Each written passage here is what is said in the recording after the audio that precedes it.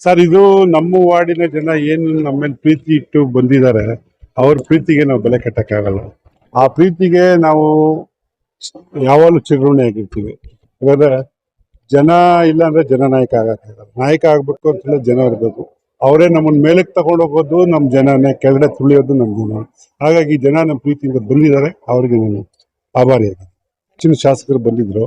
ಶಾಸಕರು ಮತ್ತೆ ಕಾರ್ಪೊರೇಟರ್ಸ್, ಮಾಜಿ ಕಾರ್ಪೊರೇಟರ್ಸ್, ಮತ್ತೆ ಬಿಜೆಪಿ JDS ಮುಖಂಡರು, ಕಾಂಗ್ರೆಸ್ ಮುಖಂಡರು ಕೂಡ ಬಂದಿದ್ದಾರೆ. ಪಕ್ಷಾತೀತವಾಗಿ ಎಲ್ಲ ನಾಯಕರು, ಎಲ್ಲ ಸ್ನೇಹಿತರು ಬಂದು ಪ್ರೀತಿಯಿಂದ ಹಾರೈಸ್ಬಿಟ್ಟು ಹೋಗಿದ್ದಾರೆ.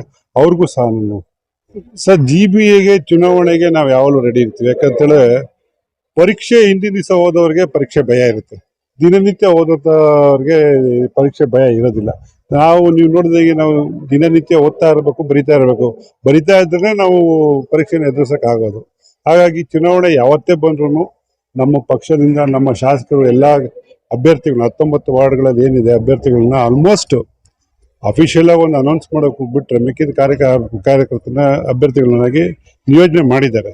ಅವರೆಲ್ಲರನ್ನು 19 ಜನ ಅಭ್ಯರ್ಥಿಗಳನ್ನು ವಿವಿಧ ವಾರ್ಡ್ಗಳಲ್ಲಿ ಕೆಲಸ ಮಾಡ್ತಾ ಇದ್ದೀವಿ. ನಾವು ನಾಳೆ ಚುನಾವಣೆ ಘೋಷಣೆ ಆದ್ರೂ ನಾವು ತಯಾರಾಗಿದ್ದೀವಿ.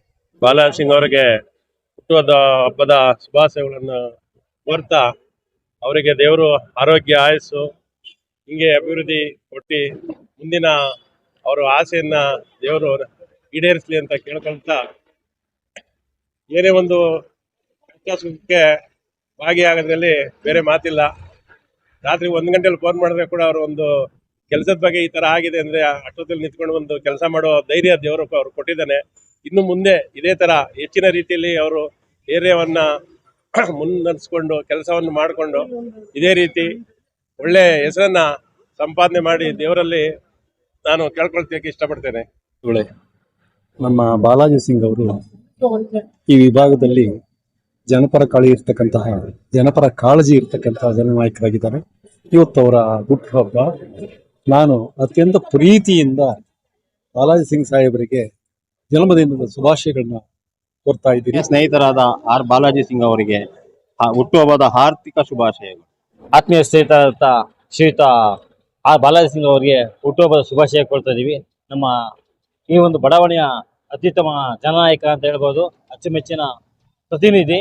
ಎಲ್ಲರಿಗೂ ಯಾವುದೇ ಕಷ್ಟ ಬಂದರೂ ಎಲ್ಲದಕ್ಕೂ ಸ್ಪಂದಿಸ್ತಾ ಇರ್ತಾರೆ. ಟೈಮ್ ಕಡೆಗೆ ಸ್ಪಂದಿಸಿ ಅವ್ರಿಗೇನು ಕುಂದುಕೊರತೆ ಏನಿದೆ ಅದಕ್ಕೆಲ್ಲದಕ್ಕೂ ತುಂಬಾ ಚೆನ್ನಾಗಿ ಸ್ಪಂದಿಸ್ತಾರೆ. ಎಷ್ಟೇ ಹೊತ್ತಿನಲ್ಲಿ ಅವ್ರ ದೂರವಾಣಿ ಕರೆ ಮಾಡೋದು ಸಹ ಅವರು ಎಲ್ಲಾ ರೀತಿ ಯಾವುದೇ ಸಮಯದಲ್ಲಿ ಮಾಡೋದು ಸಹ ಆ ಒಂದು ಸಮಸ್ಯೆ ಏನಿದೆ ಅದನ್ನು ಬಗೆಹರಿಸ್ತಾರೆ. ಯಾವುದೇ ರೀತಿ ಸಮಸ್ಯೆ ಆಗಿರ್ಬೋದು, ನೀರಿನ ಸಮಸ್ಯೆ ಆಗಿರ್ಬೋದು, ಚರಂಡಿ ಇರ್ಬೋದು, ಈಗ ಕಸ ವಿಲೇವಾರಿ ಇರ್ಬೋದು, ಇದೆಲ್ಲ ತುಂಬಾ ಅಚ್ಚುಕಟ್ಟಾಗಿ ನಿಭಾಯಿಸ್ತಾ ಇದ್ದಾರೆ. ಇವರಿಗೆ ದೇವರು ಆಯುಷ್ಯವರಿಗೆ ಕೊಟ್ಟು ಕಾಪಾಡಲಿ, ಇದೇ ರೀತಿ ಜನರ ಸೇವೆ ಮಾಡಲಿ, ಮುಂದೆ ಅವರ ಕನಸು ಏನಿದೆಯೋ ಅದು ನನಸಾಗಲಿ ಅಂತ ನಾವು ದೇವರಲ್ಲಿ ಪ್ರಾರ್ಥನೆ ಮಾಡ್ಕೊಂತೀವಿ.